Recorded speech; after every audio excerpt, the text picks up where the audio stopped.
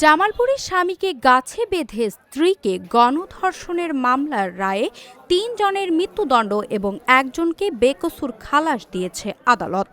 আজ দুপুরে জামালপুর নারী ও শিশু নির্যাতন দমন ট্রাইব্যুনাল ১-এর বিচারক মোহাম্মদ আব্দুর রহিম এ আদেশ প্রদান করেন।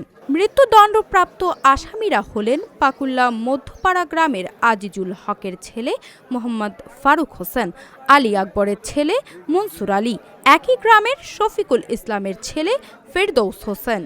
অপরাধ প্রমাণিত না হওয়ায় খালাস পেয়েছে একই এলাকার জামাল উদ্দিনের ছেলে জাহিদুল ইসলাম। রাষ্ট্রপক্ষের আইনজীবী অ্যাডভোকেট ফজলুল হক এ তথ্য নিশ্চিত করেছেন। মোকদ্দমার বাদী যিনি ভিকটিম নিজেই কবিতা বেগম, তার স্বামী হলো খলিলুর রহমান, বাড়ি হলো পাকুল্লা, জামালপুর থানায় বিগত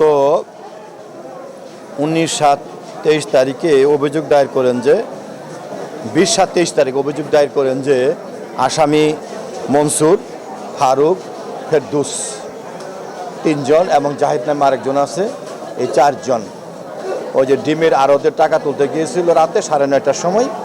তখন আসামিরা তার স্বামীকে গাছের গুড়ির সাথে বাঁধে রাখে, করে ভিকটিমকে অপহরণ করে নিয়ে যায় কিছু দূরেই নিয়ে যাওয়ার পরে 3 জন আসামি সহ জাহিদ পালাক্রমে ভিকটিমকে কবিতা বেগমকে জোর করে দর্শন করে।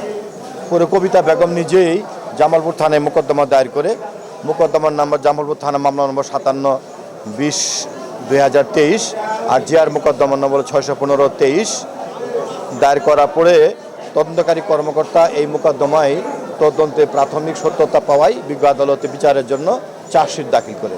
চার্জশিট দাখিল করলে গণধর্ষণের মোকদ্দমা ছিল নারী ও শিশু দমন আইনের 9-3 ধারা /7 ধারা মোতাবেক।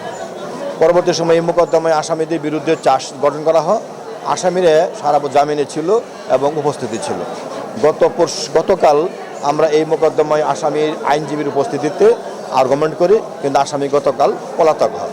আজকে এই মোকদ্দমাটা রায়ের জন্য দিন ধার্য ছিল। বিজ্ঞ আদালত জনাব মোহাম্মদ আব্দুর রহিম সাহেব মোকদ্দমার সাক্ষী প্রমাণে সাব্যস্ত হওয়ায় এই মোকদ্দমায় আসামি মনসুর, ফারুক এবং ফেরদৌসকে নারী ও শিশু দমন আইনের 7 ধারা মোতাবেক যাবজ্জীবনের কারাদণ্ডের আদেশ প্রদান করেন এবং আরও আদেশ প্রদান করেন যে নারী ও শিশু নির্যাতন আইনের দমনের 9-1 ধারায় ওই 3 জন আসামিকে 3 জন হলো মনসুর, ফারুক এবং ফেরদৌসকে মৃত্যুদণ্ডের আদেশ প্রদান করেন। অপর আসামি শিশু থাকায় শিশু মোকদ্দমা ছিল 88/24, ওই মোকদ্দমায় জাহিদকে খালাস প্রদান করে।